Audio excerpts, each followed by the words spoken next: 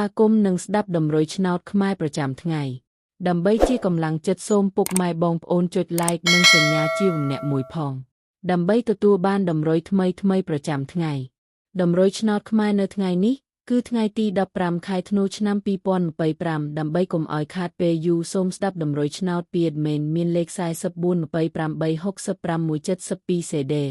សម្រាប់លេខ OZ admin មាន2គ្រាប់គឺ OZ ខ្ទង់90និង50សម្រាប់3លេខគឺ admin មាន2គ្រាប់ផងដែរគឺមានលេខ369គុណ489គុណ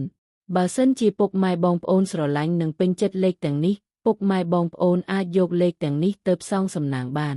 ពុកម៉ែបងប្អូនអាចចូល link ខាងក្រោមដើម្បីមើលលទ្ធផលឆ្នោតក្នុងក្រុម Telegram បានដោយគ្រាន់តែចុច link ក្រោមជាចុងក្រោយសូមជូនពរពុកម៉ែបងប្អូនដែលយកលេខខាង admin ទៅផ្សងសំណាងហេងយើងទាំងអស់គ្នាជូនពរពុកម៉ែបងប្អូនជួបតែសំណាងល្អនិងសុខភាពល្អសូមជម្រាបលាជួបគ្នានៅថ្ងៃស្អែកបន្តទៀត